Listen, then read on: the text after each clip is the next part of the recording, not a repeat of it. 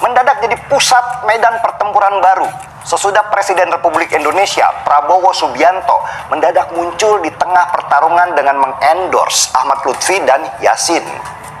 Lutfi dan Yasin awalnya berkunjung ke Solo ketemu dengan Jokowi, dan di sana sudah ada Prabowo yang juga sedang berkunjung. Entah gimana ceritanya, hasil dari kunjungan itu tiba-tiba viral lah video Prabowo mengendorse pasangan Ahmad Lutfi yang dijagokan oleh Jokowi. Dan ributlah banyak orang mempertanyakan, kenapa Prabowo sebagai presiden kok bisa merendahkan dirinya dengan mengendorse pasangan di Pilgub? Belum pernah loh, ada sejarahnya seorang presiden kampanye langsung terhadap pasangan di pilkada, apalagi terang-terangan seperti yang dilakukan oleh Pak Prabowo. Tapi situasi di mana Ahmad Lutfi dan Yasin meminta backingan pusat ini juga menandakan mereka ini sedang panik dan tidak percaya diri bertanding sendiri.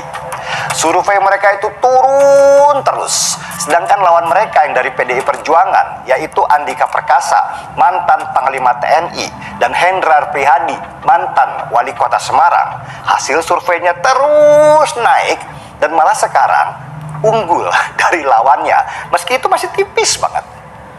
Dan karena takut kalah itulah pasangan Ahmad Lutfi akhirnya minta backup dari Jokowi yang kemudian memanfaatkan kedatangan Prabowo ke Solo untuk kampanye buat mereka berdua. Tapi apakah dukungan Jokowi dan endorsan dari Presiden membuat survei Andika Perkasa itu turun drastis? Oh, di sini yang asik. Ternyata tidak. Justru itu menjadi blunder buat pasangan Ahmad Lutfi. Laporan dari Jawa Tengah, justru pemilih semakin militan mendukung Andika Perkasa karena buat mereka itu seperti perang Baratayuda melawan penguasa yang zolim. Apalagi Bu Mega turun langsung ke Jawa Tengah dan mengancam kalau Jawa Tengah kalah dalam pilkada, maka beberapa petinggi elit di PDI Perjuangan terancam dicopot dari posisi dan jabatan mereka. Dan ancaman ini benar-benar berpengaruh sehingga elit-elit PDI Perjuangan di Jawa Tengah sekarang turun ke lapangan untuk memastikan Andika Perkasa menang. Karena harus diakui, Jawa Tengah itu dikenal dengan julukan kandang banteng. Masa banteng harus kalah di kandangnya sendiri? Ini masalah harga diri, ini masalah gengsi buat mereka. Sehingga gerakan harus lebih militan. Kalau enggak, PDI Perjuangan akan sulit berkembang lagi di 5 tahun ke depan. Bahkan saking ketatnya pilkada di Jawa Tengah, di sana ada istilah TNI versus polisi atau Rembo melawan Sambo, yang menandakan pertarungan di Jawa Tengah itu seperti perang dua instansi besar di negeri ini. Jakarta itu juga gak kurang serunya. Pramono Anung yang ketika awal terjun di pilkada hasil surveinya cuma 0,01% lah. Bahkan Mas Pram itu ditertawakan oleh Jokowi ketika dia pamit untuk bertanding di Jakarta. Mendadak sekarang menyalip Ridwan Kamil yang hasil surveinya sudah unggul sejak awal. Bahkan banyak yang meramalkan kalau Pramono Anung dan Rano Karno itu berpotensi menang 1 putaran. Menarik banget melihat Jateng dan Jakarta di pilkada tahun ini. Lagian Ridwan Kamil itu juga blunder mulu sih. Programnya banyak yang feminin, kayak lelaki gym yang sering pakai lip balm. Mulai dari mobil curhat sampai alat gym yang akan ditaruh di halte Trans, membuat orang Jakarta yang sebenarnya lebih rasional jadi nggak sudi Jakarta dipimpin oleh Ridwan Kamil. Apalagi wakilnya, Suswono yang dari PKS itu, tiba-tiba blunder dengan ucapannya bahwa Nabi Muhammad itu mudanya pengangguran dan menikahi janda kaya. Meski bolak-balik diralat, tapi efeknya sudah menekan sehingga hasil survei Ridwan Kamil ikutan terjun bebas. Tapi terjun bebasnya survei Ridwan Kamil membawa dampak tekanan pada Pramono Anung.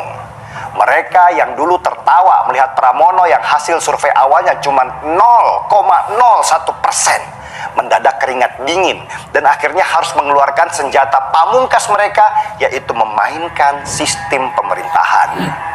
Mendadak pejabat sementara DKI Jakarta merombak posisi banyak lurah dan camat di Jakarta. Ada apa ini? Sedangkan sudah jelas bahwa menurut pasal 71 ayat 2 Undang-Undang nomor 10 tahun 2016 bahwa dilarang ada pergantian kepala daerah terhitung 6 bulan sebelum pencoblosan.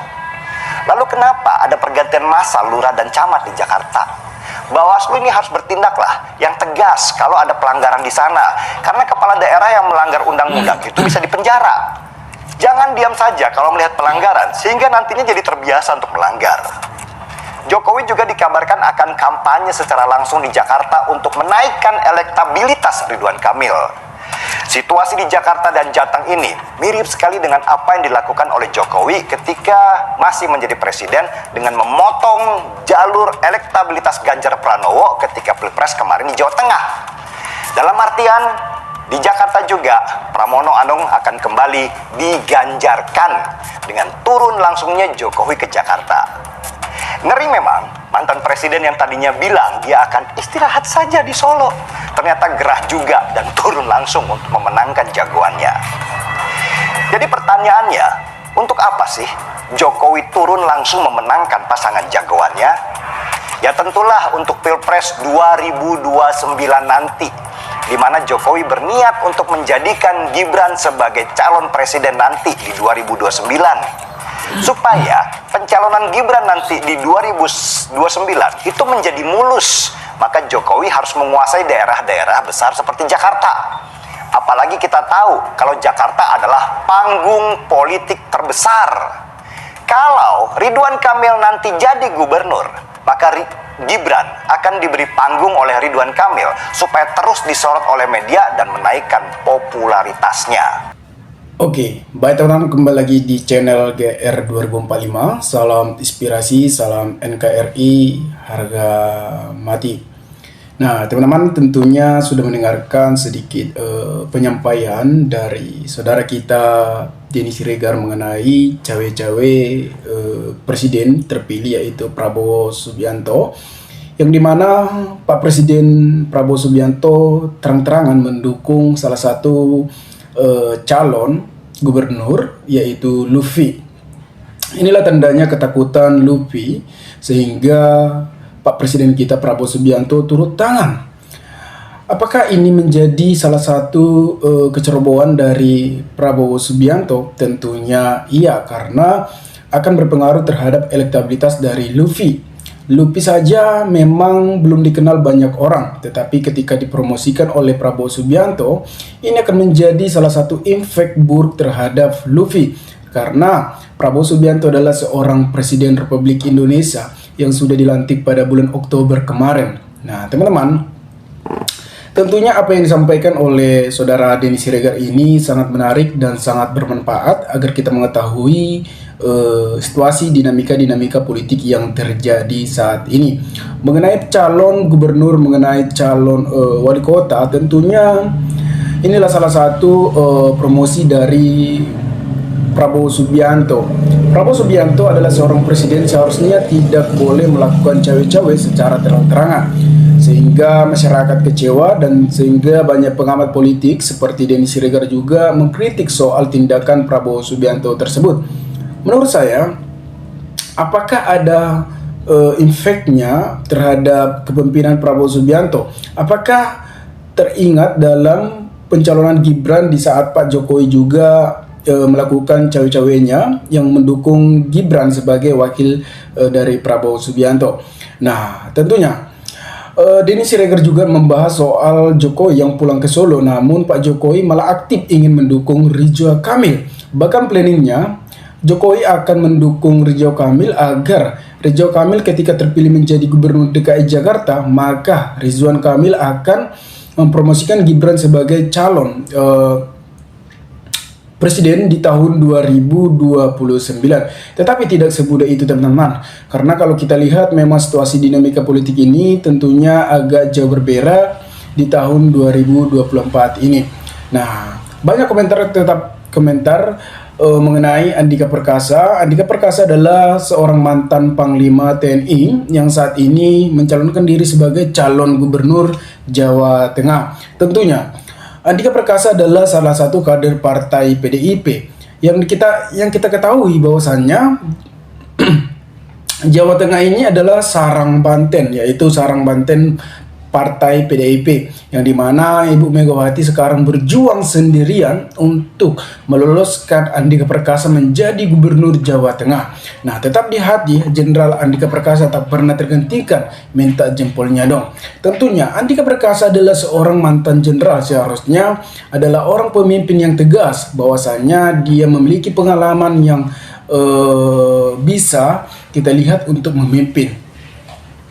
Nah, sedangkan Pak Jokowi sedang sibuk mendukung Ridwan Kamil di Jakarta. Namun kita lihat saja nanti ke depannya bagaimana untuk ke depannya, apakah Jokowi mampu atau tidaknya itu urusan Pak Jokowi ke depannya, teman-teman. Tentunya kita sebagai masyarakat ataupun terkhususnya bagi masyarakat DKI Jakarta, kita harus lebih was-was atau lebih hati-hati dalam memilih pemimpin agar kita tidak salah dipimpin oleh para elit-elit sekarang ini. Menurut saya, seorang pemimpin tentunya harus memiliki integritas yang sangat tinggi dan benar-benar untuk mengayomi masyarakat dan memikirkan masyarakat dan memikirkan segala sesuatu apa yang telah dibutuhkan oleh masyarakat. Dan komentar dari Cinyandi on 117, saya mohon dengan sangat untuk memilih Andika Perkasa dan Henry Priadi untuk Gubernur Jawa Tengah 2024 sampai 2029. Tentunya khususnya untuk Jawa Tengah, pilihlah pemimpin yang benar memiliki pengalaman dalam memimpin. Kalau kita lihat status dari Andika Perkasa ini adalah mantan Panglima TNI, tentunya kita tidak ragu lagi bahwasannya dia memimpin banyak anggota-anggota TNI. Jadi menurut saya Andika Perkasa ini layaknya menjadi pemimpin Jawa Tengah.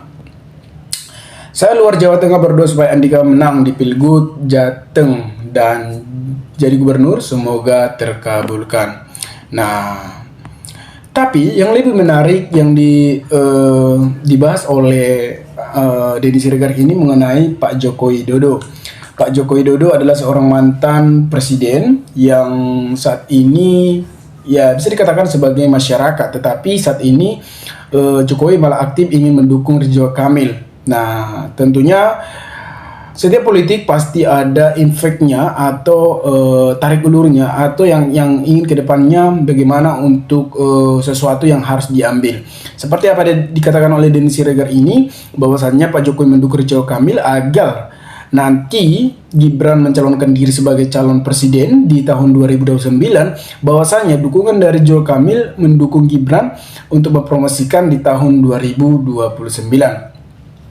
Apakah cawe-cawe Jokowi saat ini berhasil? Tentunya agak sulit, teman-teman. Tapi kita lihat lagi, karena kalau kita lihat memang dari situasi dari pemikiran Pak Jokowi memang jauh lebih berbeda, bahwasanya di ketenangan, bahwa masyarakat juga dengan kepemimpinannya juga banyak masyarakat yang suka. Tetapi untuk saat ini kita lihatlah untuk kedepannya siapapun nanti pemimpin di Jawa Tengah ataupun di DKI Jakarta, tentunya yang kita harap adalah pemimpin yang benar-benar mengayomi masyarakat dan memikirkan masyarakat tanpa apapun. Nah, teman-teman, mungkin sekian video ini. Jika ada pertanyaan atau tanggapan teman-teman, maka berikanlah tanggapan teman-teman di kolom komentar agar kita bisa saling tukar pikiran satu antara lain. Salam inspirasi, salam NKRI, GR 2045 melaporkan.